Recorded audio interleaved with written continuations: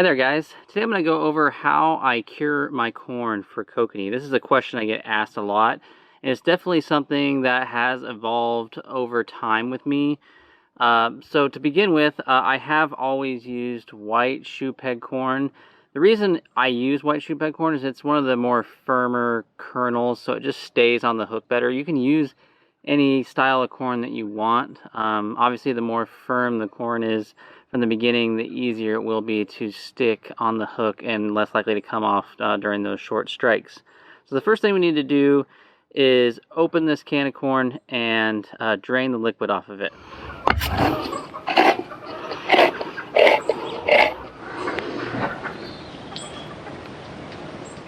Okay, now once you've drained the liquid off of it, I like to prep about 1/3 of a cup for a few trips, and I can freeze and thaw and freeze and thaw this corn over and over again, and I have no issues in terms of its productivity for catching kokanee. So I'm going to go ahead and prep a couple batches right here. I just use 1/2 pint jars because they're easy to store, and I can make up a different styles and flavors and scents and colors and things like that, and have them all stored and ready to go with labels. So it used to be back in the day, I would just use, when I first started, I just used the oil off of canned tuna and oil. And that actually worked pretty good for me, and it still does work great today.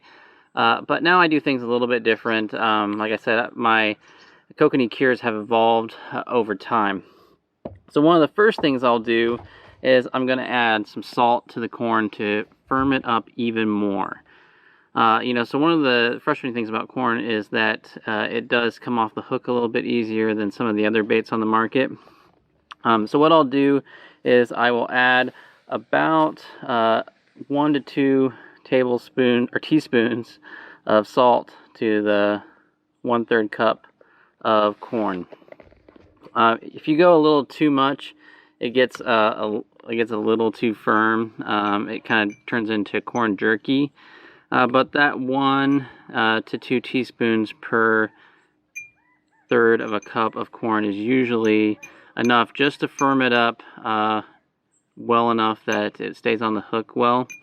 Now another thing that I'll do is after I put that corn in there, I'm going to let it sit there for about 20 to 30 minutes if I have time to do that. And what you'll notice is that it'll extract even more juices from the corn, so I'll go ahead and drain that off. For expediency, I'm not going to do that in this video, but the more moisture you can pull out of them so that they can't reabsorb it, the better, and I'm going to show you why in a sec. Now for curing my kokanee corn, I use ProCure products. I'm not affiliated with them in any way. I just really like the quality of the product they produce, and it consistently produces fish for me, and that's what matters in the long run. They also have a wide selection of different products. For the longest time, I was using their bait oils on my corn.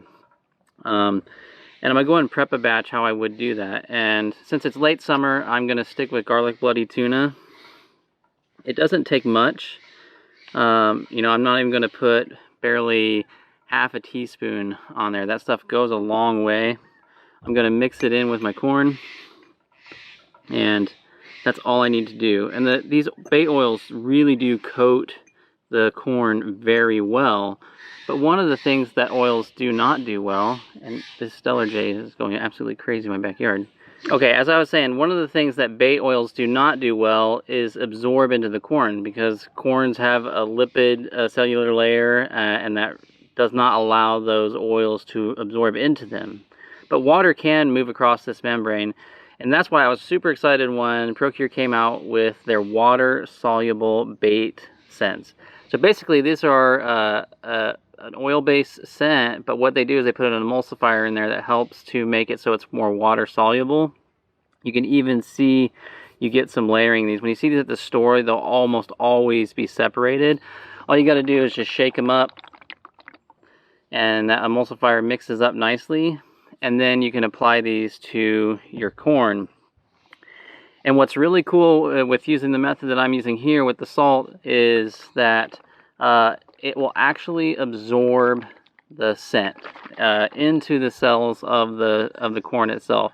So since it's late summer, I'm going to use a little bit of the fish oil garlic plus water soluble, and I'm going to go again with just about 1/2 of a teaspoon. And then I'm also going to add a half teaspoon of the garlic bloody tuna. Be sure to mix this stuff. You want it to be, that emulsifier to really break it up so that you get the scent in there. Otherwise it won't be as effective. Okay, what scents do I use? Generally I let water temps tell me. If surface water temps are below 60, I'm going to favor anise and krill, or anise and krill, depending on however you pronounce that. And then later in the summer, as the water temps warm up, I'm going to switch over to garlic and bloody tuna. I don't know why I started that. I just noticed, because I learned to kokanee fish at Merwin, that those fish responded more strongly to krill scents in the spring and more strongly to garlic and bloody tuna oil in the summer and leading towards the fall. I'm going to go ahead and mix these scents in here. And one of the things I'm going to do a close-up here and show you is that you can see that the corn looks all oily coated. It isn't really absorbing the bait oil, but it is really taking in that water-soluble scent. And that's what's great. When you apply that salt in there, you're drawing the moisture out of the corn, and then you're feeding that corn all these water-soluble scents, and they're reabsorbing it. And that I have seen when I go out, if I take like a corn that I've had on the hook for 20-30 minutes and I'm changing out my baits, if it's the oil covered one, if I pick it up, there's still some oil on the surface, but if I squeeze the corn, nothing comes out. If I squeeze the corn on these water-soluble based soaked corn, there's oils that are coming out deep inside the kernel. So I imagine when a fish grabs onto that and crushes that corn in his mouth and he gets all those oils in there, it really just leads them to commit to the bite. So that's really why I really like these water-soluble scents. You can also add colors too. They make these badass bait dyes.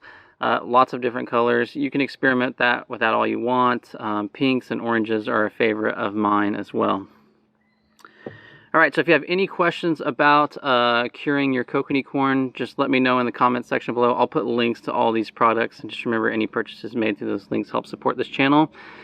Otherwise, I'll see you guys out on the water, and just remember, fish smarter, not harder. Alright, bye guys.